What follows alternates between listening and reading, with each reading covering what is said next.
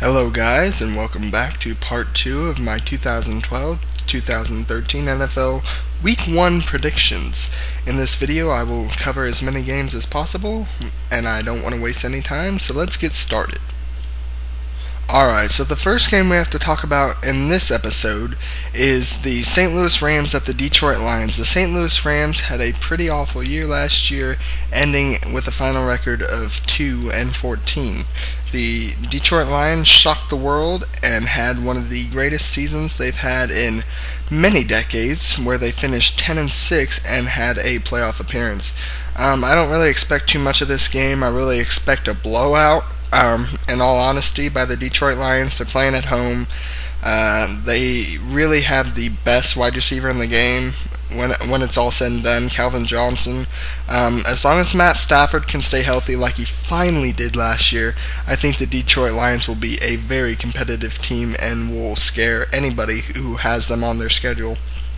So, this game, the Rams, they're young and they're up and coming. I really think that they will be better than 2-14. However, I don't think that they will beat the Detroit Lions. And my prediction is that in the final, whenever the final score comes up, the Detroit Lions will take victory by the final score of 44-17.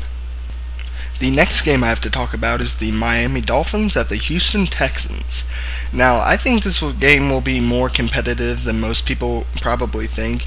I'm very, very high on Ryan Tannehill coming in as a rookie quarterback. I think that he is a very, very underrated rookie, as far as people thinking that Brandon Weeden is better, and also the people are questioning whether or not Russell Wilson is a better quarterback. I really believe that Ryan Tannehill will be the Dolphins franchise quarterback, and I really think that he will impress a lot of people in his rookie season, and I think he will be the second best rookie quarterback behind Andrew Luck. Now, as far as this game goes, as competitive as I think it may be, I think the Houston Texans defense and the lack of depth at wide receiver will really hurt the Miami Dolphins. The Houston Texans have a pretty good passing game. They have Andre Johnson, who is one of the best wide receivers in the game, and they have one of the top 3 best running backs in the game with Arian Foster, who you can never count out as both a running back and a receiver out of the backfield. So I think this will be a pretty close game. However, I got to take the Houston Texans 24-17 over the Miami Dolphins. The next game I have to talk about for you guys today is the Atlanta Falcons at the Kansas City Chiefs.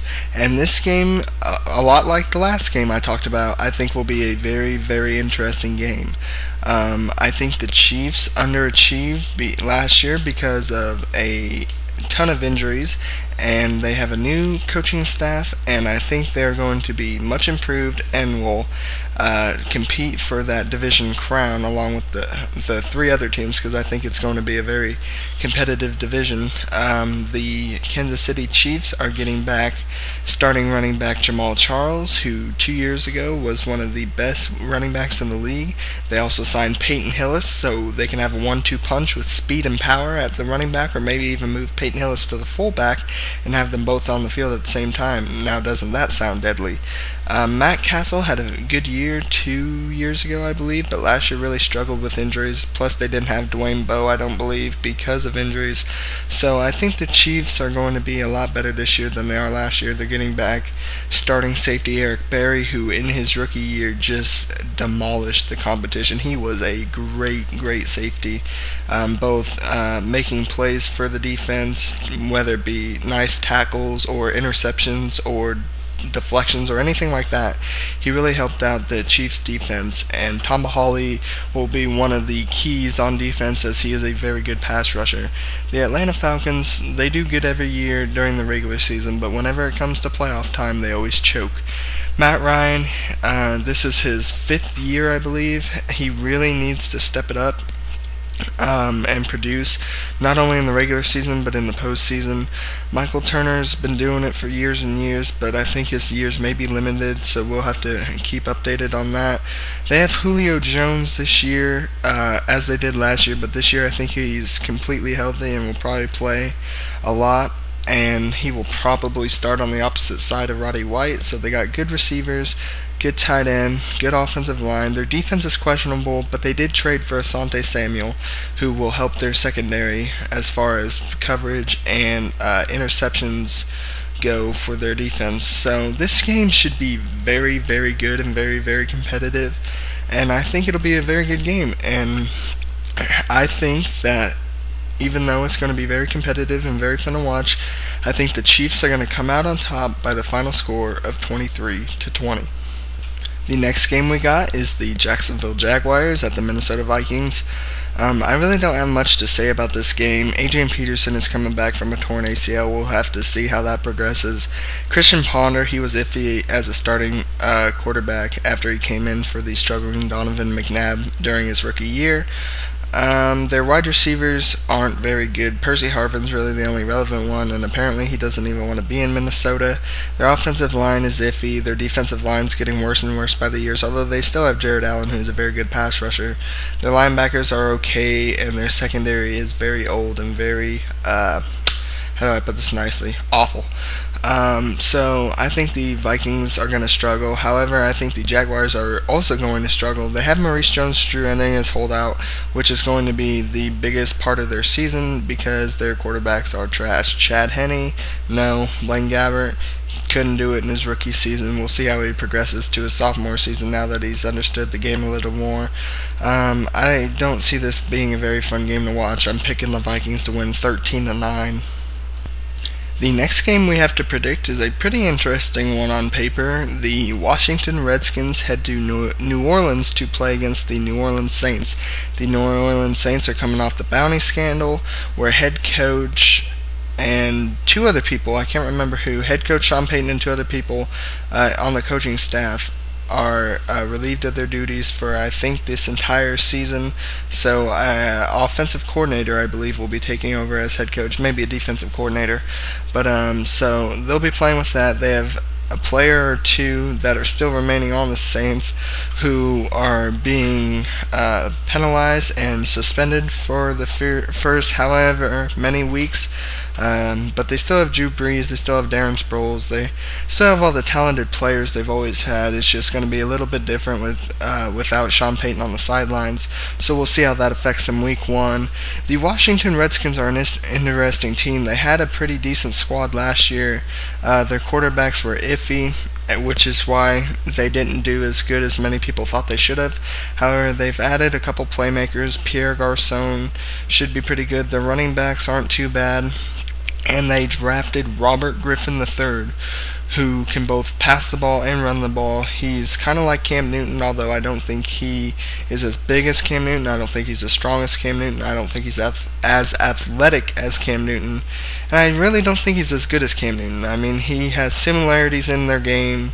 They have similarities in their games, but I really don't think Robert Griffin will translate as well as Cam Newton did, at least for his rookie season. I still think Griffin III is going to be a great player, but I just don't see him being like Cam Newton's during his rookie campaign, because Cam Newton was incredible. But that's not why I'm here. I'm talking about the Redskins and the Saints. I think it's going to be a good matchup. I think it's going to be a very fun defensive matchup to surprise a lot of people by that prediction. But I'm picking the Saints to win at home. I think the fans are going to come together and cheer on their squad, and I think that the New Orleans Saints are going to beat the Washington Redskins by the final score of 31-21. The next game that I have to predict for you guys is a division rivalry game, and it is between the New York Jets and the Buffalo Bills, being played in New York. Obviously, because they're both from New York, but they are playing at the New York Jets Stadium. I like the Jets. I like what they do. I question some of their decision-making abilities. I don't think that their head coach can control the team's emotions. I like Rex Ryan. I like him as a guy. I like him as a coach. He tries to lighten the mood, he tries to have a little fun, and he's very defensive. I like defensive coaches. I like coaches who like to have a little fun. But I do not think he is the right coach for the New York Jets, and I think the Jets are going to struggle yet again this year. Their offense just isn't happening. Their offensive line is trash. Their running game is trash. Sean Green had a breakout postseason a few years ago, but other than that, he has done jack in his NFL career. Mark Sanchez is a good quarterback. I will admit that Mark Sanchez is a good quarterback. He doesn't have the protection. He doesn't have the running game. He has to do it himself, and he does it for the most part of the game. But whenever he starts to feel fatigued and tired, he starts to try to win the game because the team can't score on their own other than him throwing touchdown passes to Santonio Holmes. So he has to come out and try to win the game for them, and he gets tired. Santonio Holmes gets tired. The rest of the offense is just no.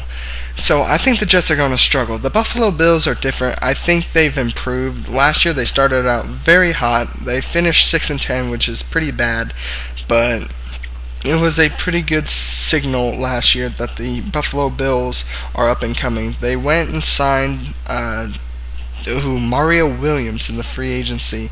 Mario Williams was the number 1 overall pick for the Houston Texans a few years ago. He's a very good pass rusher. They have Stevie Johnson at wide receiver.